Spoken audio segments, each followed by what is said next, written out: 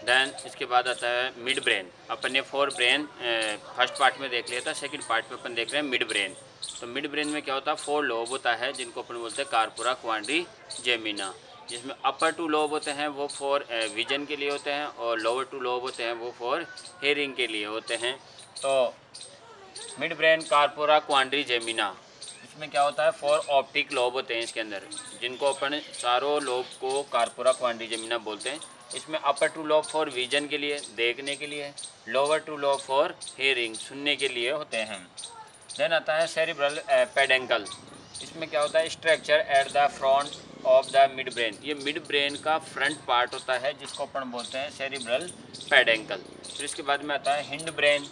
Hind brain में first part आता है सेरिबेलम। सेरिबेलम क्या करता है, अपनी जो एक्टिविटीज़ होती है, वॉलेंट्री एक्टिविटीज़, उनको कंट्रोल करता है। It has the many groove inside of the fold. ये जो सेरिबेलम होता है उसके अंदर क्या होता है, फोल्ड होते हैं जिनको अपन क्या बोलते हैं, ग्रूव बोलते हैं। तो इसके अंदर ग्रूव या फोल्ड होते हैं। It's cortex part is made of the grey matter. इसका कॉर्टेक्स पार्ट होता है वो ग्रे मैटर से मिलकर बना होता है। देन इसके function of cerebellum, control the balance of the body. ये बॉडी को बैलेंस करता है, बॉडी को बैलेंस करेगा। And coordination of the muscular activities, और ये मस्कुलर एक्टिविटीज़ को भी कंट्रोल करता है। तो अल्कोहलिज्म के केस में क्या होता है, अल्कोहलिज्म जिसमें वाइन लेने पर, दारू लेने पर होता क्या है कि control of the body, body का कंट्रोल नहीं हो पाता। और बॉडी में भी कहाँ कंट्रोल नहीं हो पाता, जो वॉलेंट्री एक्टिविटीज़ है, मतलब कि हैंड और लेग्स, हाथ और पैरों में कंट्रोल नहीं होता है।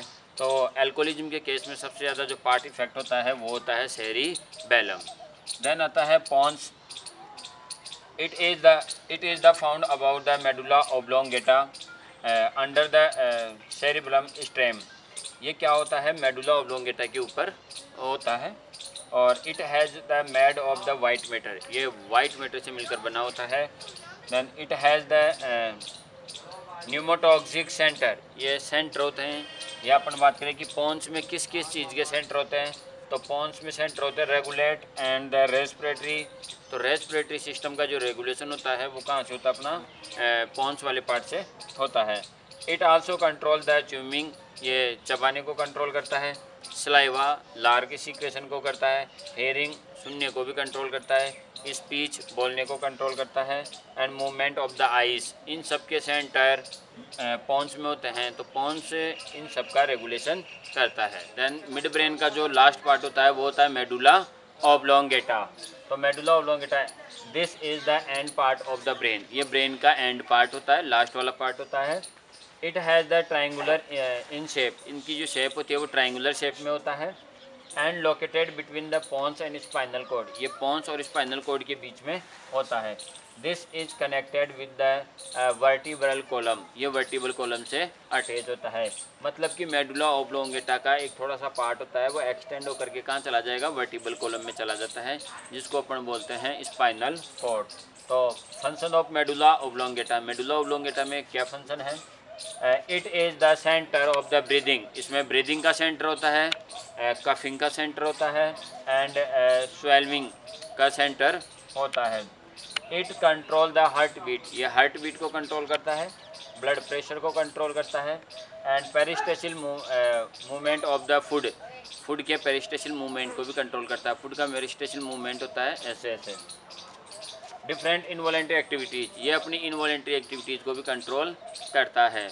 अगर अपन कई बार सिर के बल गिरते हैं तो सिर के बल गिरने से क्या होता है, ये मेडुला ओब्लोंगेटा डैमेज हो जाता है, जिसके कारण ऑन स्पॉट डेथ हो जाती है। अगर एक्सीडेंट के केस में ऐसा होता है कि कहीं बॉडी के कहीं अदर पार्ट में चोट नहीं आई है और फिर वो डेथ हो जाती है, तो इसका मतलब है कि इस तरफ गिरने से मेडुला ओब्लोंगेटा ब्रेक हो गया। और मेडुला ओब्लोंगेटा ब्रेक हो गया तो इनवॉलेंट्री एक्टिविटीज़ भी डैमेज हो गई। तो डैमेज होने के कारण यह रुक गई, रुकने से हार्ट बीट वगैरह रुक जाएगा। तो क्या क्या हो जाएगा, हार्ट बीट, ब्लड प्रेशर वगैरह सब रुक जाएगा, तो डेथ हो जाती है। देन आता है स्पाइनल कॉर्ड। स्पाइनल कॉर्ड क्या होती है, मेडुला ओब्लोंगेटा से क्या होती है, एक थ्रेड लाइक स्ट्रक्चर निकल कर कहाँ जाती है, वर्टिबल कॉलम में। वो कहाँ होती है, इस वर्टिबल कॉलम के अंदर प्रोटेक्ट रहती है, एक थ्रेड लाइक स्ट्रक्चर होता है। इसका फंक्शन क्या होता है, ये सेंसरी जो इम्पल्स होते हैं यहाँ से आते हैं, उन इम्पल्स को लेता है और उनको क्या करता है, वापस भेजने का काम करता है। ये जिनसे इम्पल्स लेता है वो तो होती है सेंसरी न्यूरॉन, और वापस भेजता है वो होती है मोटर न्यूरॉन। तो स्पाइनल कॉर्ड है वो एक तो क्या करता है, अपने सेंसरी नर्व और मोटर नर्व के इम्पल्स को एक्सेप्ट करता है। इसके अलावा ये क्या करता है, ऑर्गन्स और ब्रेन के बीच में कोऑर्डिनेट का काम कर रहा है, दोनों के बीच का काम कर रहा है। तो स्पाइनल कॉर्ड ये long thin and tubular bundle of nerve tissue. तो ये क्या होता है, एक नर्व टिश्यू होता है जो ट्यूबुलर थ्रेड लाइक स्ट्रक्चर होती है। Extend from the medulla oblongata, ये मेडुला ऑब्लोंगेटा के एक्सटेंड होने से बनता है। It has the outer membrane, the dura mater, and middle membrane, the arachnoid, and internal structure is pia mater। वही brain की तरह वही हो जाएगा, ड्यूरा मेटर, अरेक्नोइड और पाया मेटर। जो ब्रेन में 3 लेयर होती है वो की वही 3 लेयर कहाँ होगी, स्पाइनल कॉर्ड में होगी। Then white matter found in the toward the outside, ये अपोजिट होता है, ये ब्रेन के अपोजिट होता है। अपने ब्रेन में तो क्या हो रहा था, बाहर की साइड, आउटर साइड में तो क्या हो रहा था, ग्रे मैटर, और इन साइड में क्या था, वाइट मैटर। इसमें अपोजिट होता है। स्पाइनल कॉर्ड में आउटर साइड में तो होता है वाइट मैटर और इनर साइड में क्या होता है, ग्रे मैटर होता है। ये बिल्कुल ब्रेन का अपोजिट होता है। White matter found in the toward the outside, इसमें वाइट मैटर होता है वो आउटर साइड में होता है, जबकि ब्रेन में आउटर साइड में ग्रे मैटर होता है। And grey matter found in the toward the inside, और ग्रे मैटर इसमें कहाँ होता है, अंदर की तरफ होता है, इनसाइड में होता है। Then function of spinal cord, carry the reflection downward the neck, ये क्या करता है, गर्दन से नीचे रिफ्लेक्शन को लेने और ले जाने का काम करता है। Carry the sensory stimulus from the skin and muscles to brain, ये क्या करता है, स्किन और मसल्स से जो इम्पल्स होता है उसको कहाँ तक ले जाने का काम करता है, ब्रेन तक ले जाने का काम करता है सेंसरी नर्व के through. The work at the centre of the spinal reflection, ये जो स्पाइनल रिफ्लेक्शन होता है ना उसका सेंटर होता है अपना स्पाइनल कॉर्ड। पीएनएस, फिर आता है PNS, peripheral nervous system. Peripheral nervous system में क्रेनियल नर्व आती है 12 पेयर और स्पाइनल नर्व आती है 31 पेयर। ये 31 पेयर कैसी होती है, सर्वाइकल होती है 8 तो अपनी गर्दन में होती है, थोरेसिक चेस्ट में होती है 12, एंड लंबर कमर में होती है कितनी, 5, एंड सैक्रल उससे नीचे होती है 5, और कोकिक्स होती है 1। तो ऐसे 31 पेयर होती है अपनी स्पाइनल नर्व। देन आता है cranial nerve. Cranial nerve are 12 pair. First is olfactory, smell के लिए होती है। ऑप्टिक नर्व विजन के लिए होती है। ओक्यूमोटर, ट्राइकोलेटर और ट्राइजेमिनल और एब्ड्यूनस, ये 5 होती है, ये 4 होती है आईबॉल के मूवमेंट के लिए होती है। देन फेशियल होती है सलाइवेशन सीक्रेशन, सलाइवा के सीक्रेशन के लिए। ऑडिटरी होती है हार्ट हियरिंग सुनने के लिए, और ग्लोसरी फेयरिंग जो होती है टेस्ट के लिए। वेगस नर्व होती है इंटरनल ऑर्गन्स को कंट्रोल करती है, अपने इंटरनल ऑर्गन्स को। स्पाइनल नर्व होती है मोशन ऑफ मसल्स के लिए।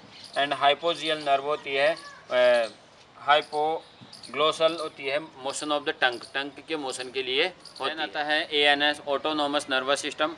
Autonomous nervous system are 2 type, SNS and PNS.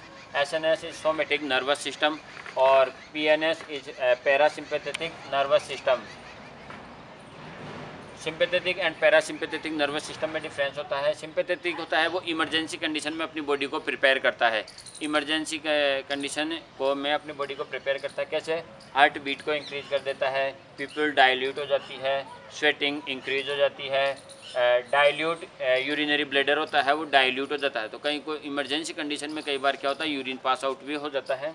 और secretion of the salivary gland, salivary gland के सीक्रेशन बढ़ जाते हैं एंड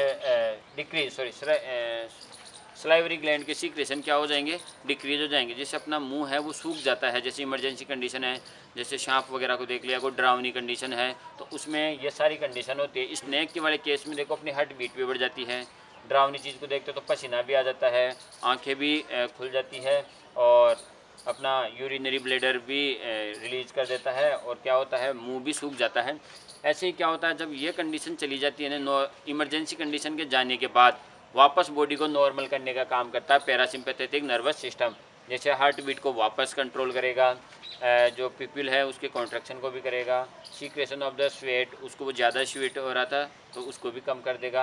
और control the urinary bladder, urinary bladder में भी कंट्रोल करेगा। और जो अपनी स्लाइवरी ग्लैंड का सीक्रेशन था उसको भी बढ़ा देगा, तो वापस अपना माउथ है वो गीला हो जाता है।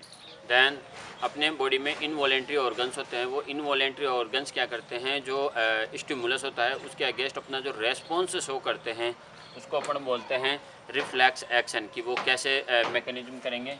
तो the involuntary functioning of movement of the any organ over body part in response to a particular stimulus. अपने जो इनवॉलेंट्री ऑर्गन्स होते हैं उनको अगर एक पर्टिकुलर स्टिमुलस दिया जाए तो उनकी कैसी क्या मैकेनिज्म होती है, क्या वर्किंग होती है, उसको अपन बोलते हैं रिफ्लेक्स एक्शन। कैसे वो एक्शन करता है वो होता है mechanism of the reflex action. The centre of the reflex action is spinal cord.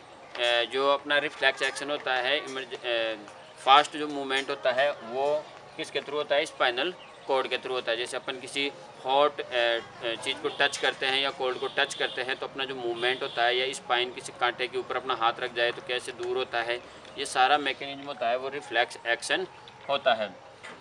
Spinal reflex arc, जो कैसे क्या होता है ये arc, at the time of the reflex action passing cover by the impulse which the form by neuron cells is called reflex arc. ये जो stimulus होता है वो न्यूरॉन तक कैसे जाता है और उसका पूरा जो पाथ होता है वो क्या होता है। जैसे अपन किसी हॉट चीज़ को टच करते हैं तो सबसे पहले तो अपने सेंसरी ऑर्गन्स होते हैं, जैसे स्किन है, आईज है, नोज है, ये सब अपने सेंसरी ऑर्गन्स होते हैं। तो सेंसरी ऑर्गन्स, तो सबसे पहले स्टिमुलस जाएगा अपना सेंसरी ऑर्गन्स स्किन के बाद में यहाँ से जो स्टिमुलस को लेकर जाएगी वो होती है सेंसरी न्यूरॉन। वो सेंसरी न्यूरॉन यहाँ से स्टिमुलस को ले जाएगी कहाँ तक, स्पाइनल कॉर्ड तक ले जाएगी। स्पाइनल कॉर्ड भी सीएनएस में आता है तो सीएनएस तक जाएगा। वहाँ पे उस पर मैकेनिज्म होगी कि आपने जिस हॉट चीज़ को टच किया है उसको ऐसे ही रखना है या फिर रिमूव करना है। तो फिर वहाँ से जो एक्शन आएगी वो मोटर न्यूरॉन के थ्रू आएगा। मोटर न्यूरॉन में आने के बाद क्या होगा, एक्शन होगा, अपना हाथ यहाँ से रिमूव होगा। ये होता है रिफ्लेक्स एक्शन में। तो रिफ्लेक्स एक्शन में एक मैकेनिज्म दे रखा है कि मसल्स एक्सेप्टर, जैसे अपन किसी गर्म चीज़ को टच कर रहे हैं या कोई अपने प्रिक कर रहा है तो उससे क्या हो जाएगा, मसल्स के पास या स्किन के पास में क्या आएगा, स्टिमुलस। वो स्टिमुलस है वो सेंसरी न्यूरॉन के थ्रू कहाँ जाएगा, इंटर न्यूरॉन में जाएगा। इंटर न्यूरॉन होता क्या है, सीएनएस होता है। और अपन को पता है ये अपना स्पाइनल कॉर्ड होता है। स्पाइनल कॉर्ड में आउटर साइड में तो ग्रे मैटर होता है और इनर साइड में क्या होता है, वाइट मैटर होता है। फिर यहाँ से उसके ऊपर मैकेनिज्म होगा, उसके ऊपर फंक्शन होगा और वहाँ से जो स्टिमुलस है वो अपन को मोटर न्यूरॉन के थ्रू कहाँ जाएगा, अपने इफेक्टर जो ऑर्गन्स होते हैं वहाँ पे जाएगा। ऐसा कैसा ये रिफ्लेक्स आर्क होता है कि जब अपने को घुटने पर हार्मर से मारे, आर्मर से मारेगा तो क्या हो जाएगा, स्टिमुलस कहाँ जाएंगे, अपने स्पाइनल कॉर्ड तक जाएगा। वहाँ से रिफ्लेक्स एक्शन आएगा वापस और अपना पैर है वो क्या हो जाएगा, दूर हो जाता है। जहाँ से चोट लगती है वहाँ से दूर हो जाएगा। रिफ्लेक्स एक्शन के जो टाइप है वो 2 टाइप है। First is conditional reflex action और सेकंड होता है acquired reflex action. Conditional reflex action में क्या होता है, जैसे एग्जांपल दे रखे हैं, closing of eyelid immediately. अपनी आंखें होती है, आंखों की जो आई लिड होती है वो अपने आप क्या हो जाती है, क्लोज और ओपनिंग हो जाती है। जैसे थोड़ा सा वाइब्रेशन होता है अपनी आंखों के सामने तो ये क्या होता है, अपने आप बंद हो जाती है। कफिंग, जो कफिंग है वो भी इसी का एग्जांपल है। Contraction of the pupil in light, जैसे ही अपन ब्राइट लाइट में जाते हैं तो अपनी पिपिल की साइज़ क्या हो जाती है, स्मॉल हो जाती है। और डार्क लाइट अंधेरे में जाते हैं तो अपनी पिपिल की साइज़ क्या हो जाती है, लार्ज हो जाती है। तो ये सब मूवमेंट है वो कौन सा आता है, अनकंडीशनल रिफ्लेक्स एक्शन के एग्जाम्पल है। नेक्स्ट आता है reflex action, acquired reflex action के जो एग्जांपल है उसमें आएगा, जैसे student stand up as soon as the teacher enter in the class. जैसे ही टीचर क्लास में एंटर करता है तो स्टूडेंट अपने आप ही क्या हो जाता है, स्टैंड अप हो जाता है। तो ये किसका एग्जांपल है, एक्वायर्ड रिफ्लेक्स एक्शन का एग्जांपल है। देन आता है structure of neuron. Structure of neuron की अगर अपन बात करें तो सबसे पहले ये डेंड्राइट्स होते हैं। ये डेंड्राइट्स डेंड्रोन में होते हैं और डेंड्रोन साइटोन में होते हैं। साइटोन को अपन बोलते हैं सेल बॉडी भी बोलते हैं। इसके अंदर ये नीशेल्स ग्रेन्यूल्स होते हैं। ये नीशेल्स ग्रेन्यूल्स कहाँ कहाँ होंगे, एक तो डेंड्रोन में होते हैं और एक साइटोन में होते हैं। एक्सोन में क्या हो जाते हैं, एब्सेंट हो जाते हैं। ये न्यूक्लियस है जो इसको एनर्जी प्रोवाइड करवाने का काम करेगा, कंट्रोल करेगा। इसके बाद में आता है, ये आता है एक्सोन वाला पार्ट। इस एक्सोन में ये माइलिन शीथ की कवरिंग होती है और इस माइलिन शीथ के अंदर एक सेल होती है जिसको अपन बोलते हैं स्वान सेल, और जहाँ पे माइलिन शीथ की कवरिंग नहीं होती है उसको अपन बोलते हैं node of Ranvier. Node of Ranvier. Last जो पार्ट आता है वो आता है एक्सॉन टर्मिनल, और एक्सॉन टर्मिनल के बाद में आता है सिनेप्टिक नोब। ये सिनेप्टिक लोब होती है, इनके अंदर एक केमिकल भरा होता है और उस केमिकल का नाम होता है न्यूरो ट्रांसमीटर। ये give example of two neurotransmitter, first is GABA and second is dopamine. GABA और डोपामीन जब इनका लेवल बॉडी में ज़्यादा हो जाता है तो डिप्रेशन की कंडीशन में इनका लेवल ज़्यादा हो जाता है, जिसके कारण एक ही एक थॉट बार बार रिपीट होता रहता है। तो फिर अपन जब ड्रग्स देते हैं तो उसमें क्या होता है कि ये कम हो जाता है। जब अपन ड्रग्स देंगे तो इसका लेवल कम हो जाएगा। सिनेप्स क्या होता है? सिनेप्स होता है दो न्यूरॉन के बीच का जो स्पेस होता है उसको अपन सिनेप्स बोलते हैं। होता क्या है, यहाँ तक जो इम्पल्स आए थे वो आए थे इलेक्ट्रिकल इम्पल्स। इलेक्ट्रिकल इम्पल्स का मतलब था कि प्लस चार्ज माइनस चार्ज यहाँ से बाहर जाते हैं, यहाँ से अंदर आते हैं, तो वो प्लस माइनस चार्ज आ रहे थे, उसके कारण इलेक्ट्रिकल इम्पल्स आ रहा था। तो उस इलेक्ट्रिकल इम्पल्स का यहाँ आ जाने के बाद न्यूरोट्रांसमीटर से इलेक्ट्रिकल इम्पल्स कन्वर्ट हो गए किसमें? केमिकल इम्पल्स में। तो यहाँ तक तो था इलेक्ट्रिकल इम्पल्स, फिर यहाँ आ जाएगा केमिकल इम्पल्स हो जाएंगे, फिर वापस इलेक्ट्रिकल इम्पल्स में जा कर के ऐसे एक न्यूरॉन से नेक्स्ट न्यूरॉन तक जाता हुआ ब्रेन तक चला जाता है। और यहाँ पे अगर माइलिन शीथ की कवरिंग अगर अपन पूरे न्यूरॉन के कर देते हैं तो आइंस का ट्रांसफ़र नहीं होगा, और आइंस का ट्रांसफ़र नहीं होगा तो क्या हो जाएगा कि कंडक्शन नहीं होगा। तो नर्व कंडक्शन के लिए ये ज़रूरी है कि कहीं कहीं जगह क्या नहीं है, माइलिन शीथ नहीं है, तो ये ज़रूरी है। ये नेक्स्ट है एक्सॉन। न्यूरॉन क्या होता है? Neuron is a structural and function unit of nervous system. अपने नर्वस सिस्टम की स्ट्रक्चर और फंक्शन यूनिट होती है, स्मॉलेस्ट यूनिट होती है। आज ये अपना जो नर्वस सिस्टम था वो कंप्लीट होता है। Thank you.